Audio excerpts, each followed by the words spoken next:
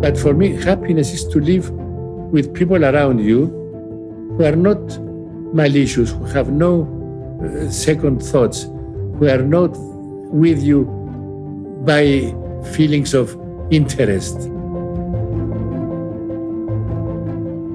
Welcome to a new episode of Most Memorable Journeys.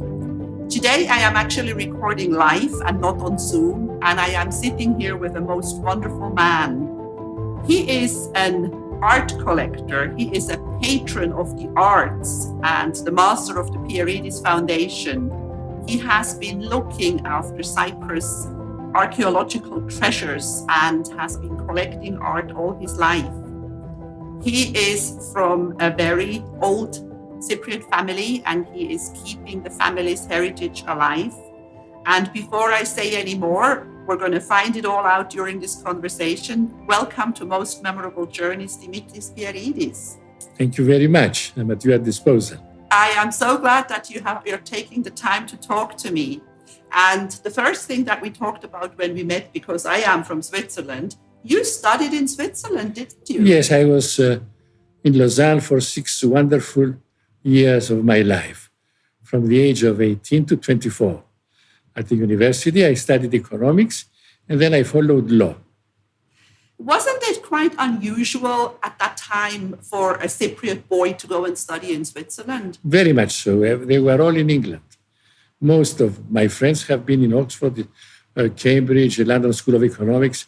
But the reason why I went to Switzerland, it's because our shipping partners, since 1903, they had their headquarters in Vevey, next to Lausanne. So I had a lot of Greek executive directors there looking after me. And also I had all the funds available at the same time, which gave me the opportunity, being in the center of Europe, to be traveling a lot, especially in France, Germany, and Austria. I hear that you were quite popular at that university. Indeed. And we had at that time many Greeks. I was the only Cypriot, but the Greek students at the Polytechnic especially, of the university, we were 370. And they elected me their president 2 years after I went to study. At the age of 20, I was the president of the universities and polytechnics Greek students until the end of my studies. I was re-elected every year, and they were teasing me that you are General de Gaulle. That's a good one. Yeah. That's a good one. So when you were saying that you were enjoying living in the center of Europe, did you travel around? Did you drive or how did you travel? I did drive, yes, around Europe, especially long weekends to Paris. And then in summertime at the French Riviera. But my beloved place that I still go, it's like my Mecca. Every year, in early March, I must be in Zermatt. I can feel you. I totally understand you, because it is definitely a very magical place. My goodness. The first time I went there, I said to myself, I must go and see if I can find a tomb where I can rest forever near the Matterhorn. Did you manage? No, I changed my mind. So I will have more visitors in Larnaka. That's very good enough. So we're going to come back a little bit because I know that you did enjoy your time in Switzerland, but you were telling me that you were traveling by car, and I want to talk a little bit about your love for cars. Please. You had a collection of cars. Talk about that. Indeed. Yes. So far, under the Pierides Foundation, we have created or co-created 9 cultural centers, museums, art galleries in Greece, 4 in Greece and 5 in Cyprus. The great mistake I made was to give away one of the sports cars and take another one instead of keeping them, because I would have created a very, very beautiful small museum of 12 super sports cars, some of which do not exist anymore. I mean, even as brands, Hasselvega of Paris does not exist anymore. I was very, very much a lover of the sports cars. I never exceeded speeds in order to show off, having always in mind my responsibilities I had in Cyprus and all the members of our staff of 16 companies in Cyprus we had. And I was the legal heir. I had no choice but to study economics. Otherwise, I would have followed the corps diplomatique. And I was a careful driver. And touch wood, until now, at the age of 80 plus, I never ever had an accident. Wow, that is amazing. Amazing. Yes. Not even a scratch on the Mercedes 300 SL that I bought from Yul Brynner, the famous actor. How did that come about? I'll tell you. I did buy the smaller one, the 190 SL, a beautiful cabriolet sports car. And I was at the Mercedes service station. And there comes Yul Brynner in this fantastic car that is still now on sale for over 2 million. Oh my God. So rare it is. He was angry with the garage that they made a bad service and this and that, and I don't want it anymore, and I want to buy a car for my age. He said he was in his 50s, I think. And this car is for young people like the gentleman. I said, yes, I am interested. Are you selling it? Well, if you are serious about it, why not? Come over to my villa. It was, I remember, in Roll, where the rosé, the famous school rosé is. It was outside there. And the next day I was there with the check because we agreed on the price. And I got it. This is how you buy a car, people. You just meet Yul Brynner at the petrol station. Oh, no delays. So I traded in the 190 SL to Mercedes, and I took over this fantastic car. It was the most beautiful of that time. But he did tell me, be careful when it starts raining. Don't brake abruptly because the car will get off the road because they made a mistake. They put tires which are not for all weather. And he was right. After leaving his house, it started raining. I used the brakes and off I went into a field. Oh my God. Outside It Lausanne. was a field and not a wall or something. A wall, yes, outside Lausanne. Yeah. Therefore, I changed the tires and I called him to say thank you. So that was still during the time that you were studying in Switzerland. Yes, sure. Yeah, and then you came back after your studies. You came back to live in Cyprus. I had to. You had to. The family was expecting it. Yes. Expecting it. I'm the only son in the family. Yeah. I came back in the 60s when Cyprus was being proclaimed independent republic. And my father was very much in politics. Mayor of Larnaka, vice president of the parliament, the Greek Cypriot parliament, they called it.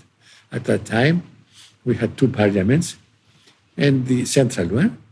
And not only that, Consul General of Sweden and this and that. So I took over myself, starting in Famagusta in our shipping offices, where I was part of the creation of tourism to Cyprus with hotels and charter planes, especially from Scandinavia. And then, unfortunately, we had the intercommunal troubles end of 63.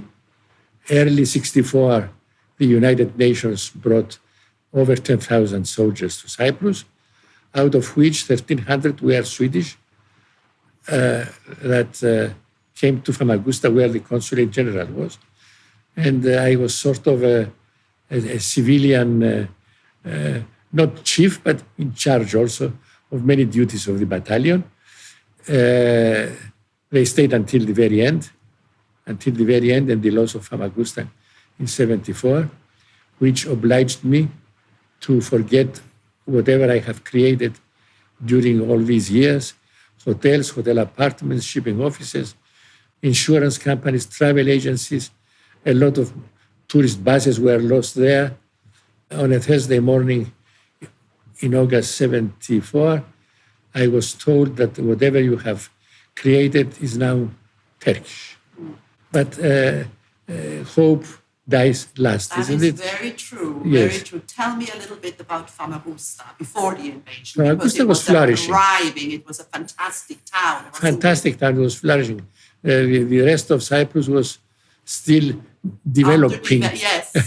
Developing, but Famagusta was at its peak. Beautiful new hotels, restaurants, nightclubs, tourism, exports of all the orange groves mostly were in Famagusta and Morphu. And we had a very happy life. I spent really 14 unforgettable years. We have been creating, I was the organizer of European sports, especially with fast, small, how do we call them? I even forgot now. So much time now. The speedboats that we will be using. Oh, wow. We had European championships, always taking all the crews from abroad, from Europe to visit President Makarios and pay their respects. Hence the photographs I had with them there in this room with the president. And a very interesting life. Very interesting life. And Larnaka was a town of 20,000, very chic, always conservative. Famagusta was something else. The wild place. The wild place. The glamorous You may place. call it, yes. Yes. I brought to Famagusta Port the first Aston Martin DB5, exactly the same as James Bond's Dr. No. I know that because my husband is a huge fan. And Yes, I brought this. Where is this car now? The car is now in the hands of somebody still in Cyprus. He repainted it from light blue metallic to black, I think. But it's still alive. It's still around. You mean on this side? On this side, in the yes. Republic of Cyprus. Yes, thank God. Yeah. Thank God. That's the Aston Martin DB5. For some time I had it. And then came out the Aston Martin DB6.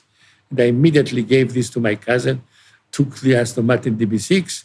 And then after 6 months, I was very cross with them. They introduced the Aston Martin DBS that had nothing to do with the Aston Martins. It was a low, broad, Italian-style car that came out. And immediately, of course, I rushed to change to the DBS. The DBS has been unfortunate. In London, it was not working well, so I gave it back to the factory and they gave me another DBS. So it makes 4 Aston Martins. I came back very, very proud of it to Famagusta.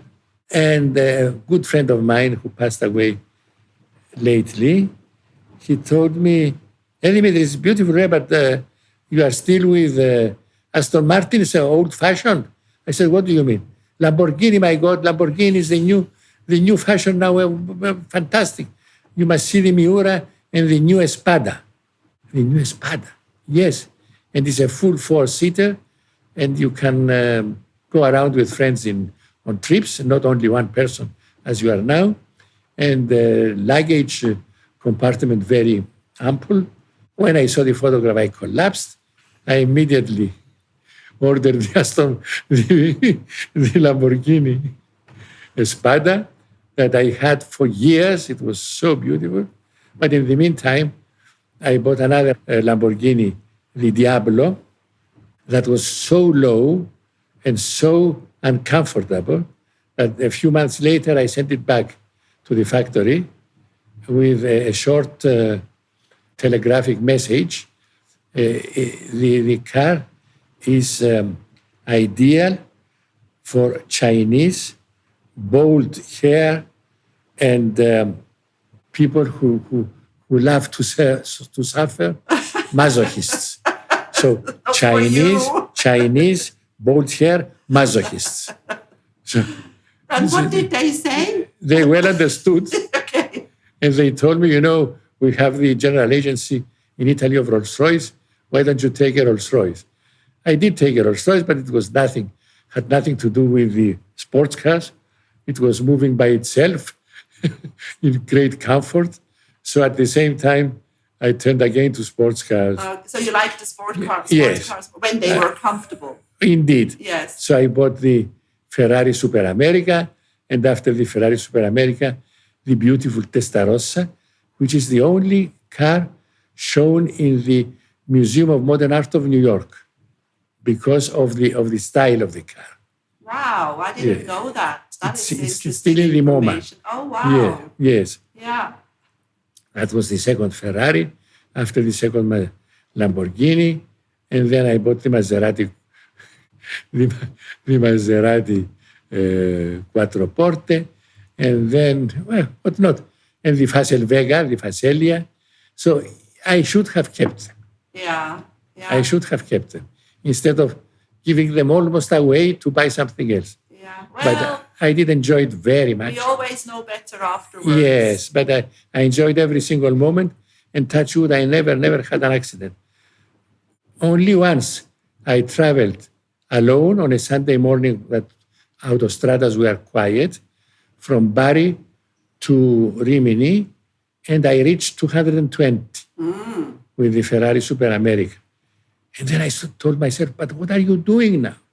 If there is a stone left on the highway, or you become absent-minded, you will die at this young age, for God's sake. Never swear to yourself, do it never again, which I did, never again. But I think those cars, the way they are driving, you don't even realize how fast you drive. No, you don't. Yeah, so it was just looking at the at the meter when you realized what you were doing. Absolutely. Yeah. It is true. So and they correct themselves on bends fantastic. So you have this huge heart and love for cars. Very much so. Yes. After 1974, after the invasion, you moved to Athens. Yes, I moved to Athens, to our shipping partners in Piraeus, where I stayed for many years, from 1974 to 1996. Yeah. And I created the Pierides Museum of Contemporary Art in Glyphada outside Athens, by the sea always. This Contemporary Art Museum has really left its eternal stamp, the passage, mark from Athens' life in visual arts. They all still remember it. Fantastic. You were telling me last time we spoke that you used to go around the villages in Cyprus and buy art to keep it here. Indeed.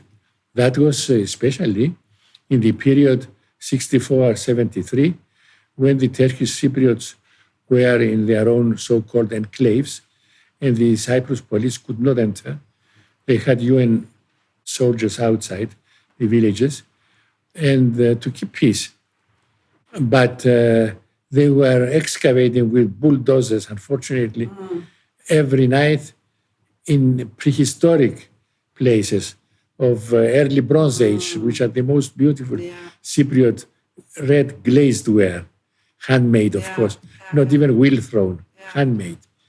3 villages, Kotsiatis and Marki outside Nicosia, and a small village, Suskiou, outside Paphos, from where I bought the most important and oldest man's idol found in the whole Greek world. Amazing.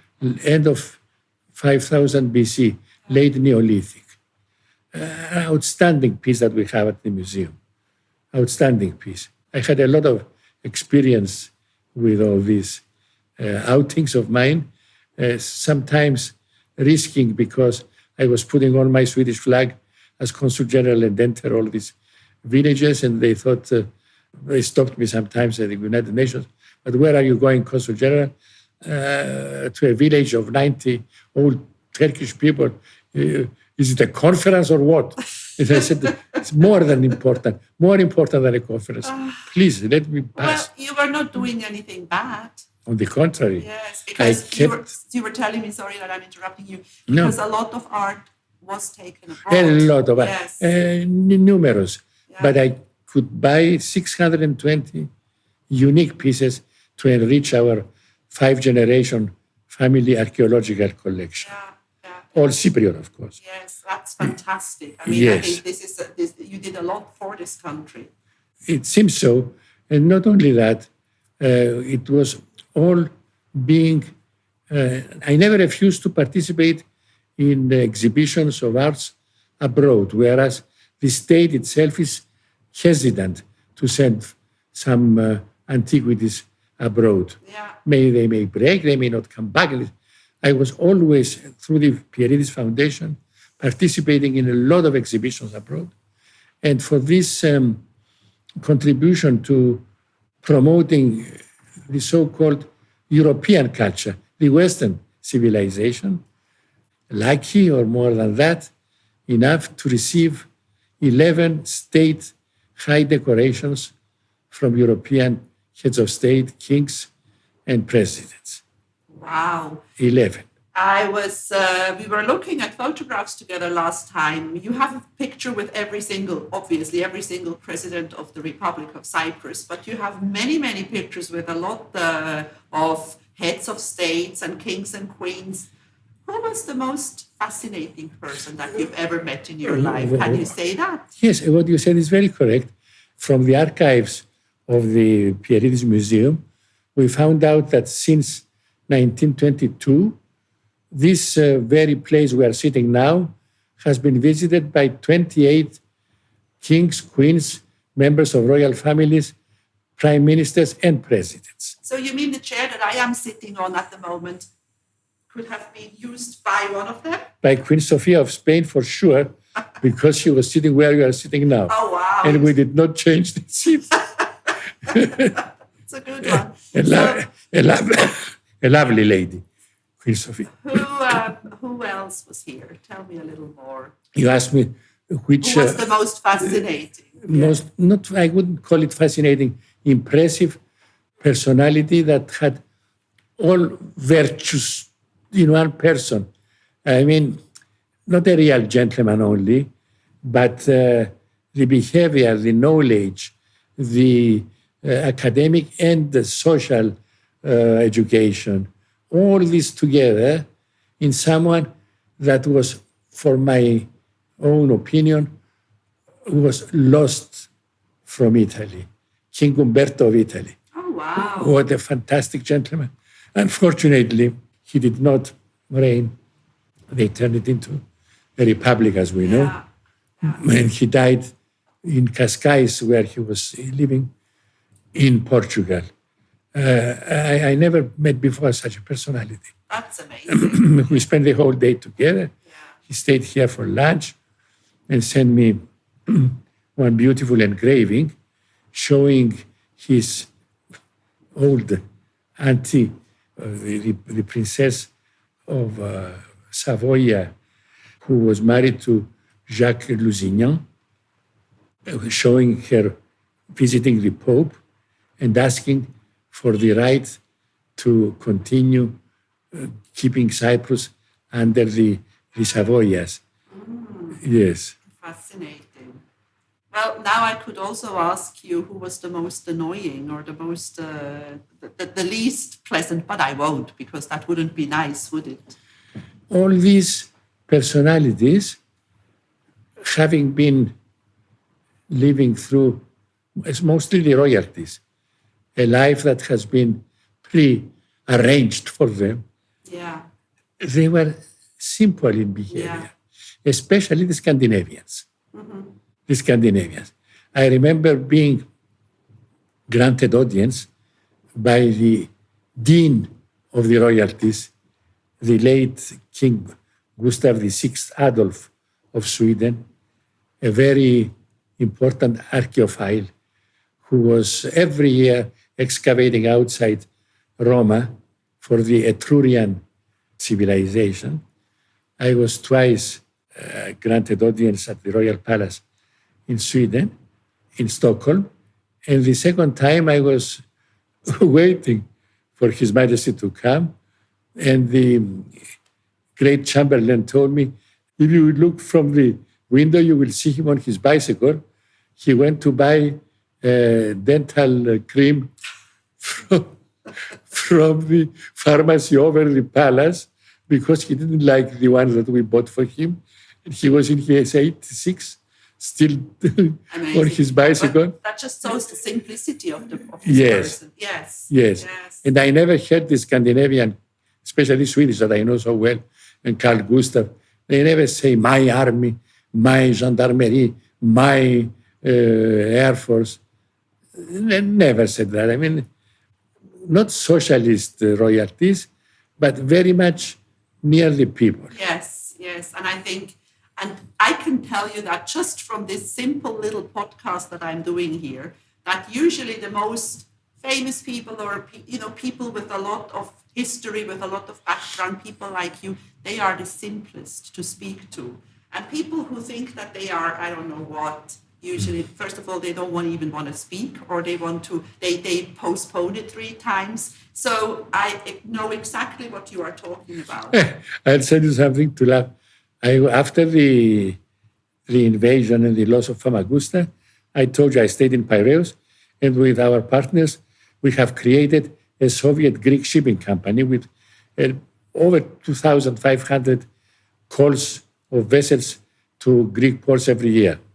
I was the managing director, and we had a big staff and many Soviet, at that time, executives in the company. And one of them, when I was in Moscow on an official visit, the then Minister of Mercantile Marine, he took me out for lunch, and he told me, I had so very much of you, Dimitri, that I want to tell you something. If people in your place were as simple and correct in behaving, there would be no communism. And he started laughing. The Russian said that. Yes. Russian minister. Yes. Because he said this, if our people suffered from the Tsar and the church. Yeah, they were neglecting the musics. Yeah. Yes. And therefore they raised up. Yes, of course. They didn't allow it. They couldn't take it anymore. No. Yeah. No, but it was a great compliment for me. Definitely. And that's probably one of the best compliments. I believe so. Now, you are surrounded by beauty. You love beauty. You love cars. You love art. You love beautiful trips. What is beauty for you? Or let me ask it differently. What do you consider not beautiful? What is ugly in Dimitris Pierides' life? What do you think? The other day they sent me a questionnaire. And the first question was, what do you think that happiness is? Oh.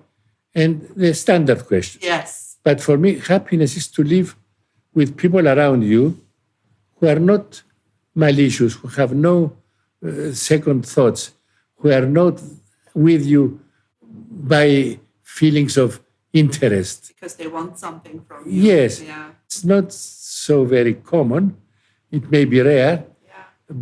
When we are in a position, of course, but it is so. Happiness is to have real and sincere friends who care about you, and that you are in a position to feel that I do care about you because they love Dimitris and not Pierides. Yes. Oh, yeah. That's beautifully said. Isn't it? Yes, very much so. Very much so. Yeah. But, does happiness change with age, you think? We become more mature. But when you had a nice life of a young person, and all your good memories are back there, yes, at my age, I don't feel miserable. No, you don't. That shows very obvious. No. Yes. And thank God I use my brains without forgetting anything so far. There is no such problem that other fellow students of mine have. I mean, no, thanks God, because I had a very easy life. I never drank alcohol. I never smoked. I never went to bed very late. All my life was normal, standard, whatever you may call it. I wouldn't call it that normal with all those cars. But yeah, I know what you mean. But the cars were a pleasure. I never exceeded their presence. You just enjoyed your life. Yes. Yes, and there's nothing wrong with that. Correct. Yeah. Today's world, with all this technology and all this something happening on the other side of the world, and we know it 2 seconds after. Do you feel that is good, or do you feel that is sometimes we know a little bit too much? It's too fast to catch up on a daily basis what's going around us, but it's interesting. Yes. At the same time. Yes. We must not complain. And sometimes we say, how beautiful it would have been if I lived in the 18th century or the 19th century with etiquette and aristocracy. No. I don't share this view. First of all, let's go back to simple things. Medicine. They would die at the age of 40, 50 and being considered as old. Nowadays, at the age of 80, 85, we are still around. Yes. No, young you are not, but we are still around. Well, you active. Look very young. You are active. Yes. You are active. Yes. Therefore, I try to catch up in 2 words. Yeah. And reading every day newspaper and listening to the news from Euronews. And I think that we live a very interesting period, provided we are not self-destroying whatever we have by wars. Yes. And what's happening now in Ukraine is lamentable, the least to say. The least to say. So you have lived a very full, interesting and fascinating life, and I think that's something beautiful to look back to. I cannot complain. No, you don't look like somebody who would complain. And I think we're also already, because we've been talking for more than half an hour, and I usually keep my episodes to maximum 35, 40 minutes, and we are nearly there. Okay. I have really enjoyed talking to you. Thank you so much, Dimitris Pierides. I thank you, Mrs. Elizabeth. Thank you very much. And I'm pleased that I'm talking to a Swissess, because my grandmother was from Switzerland. Yeah, you told me that before.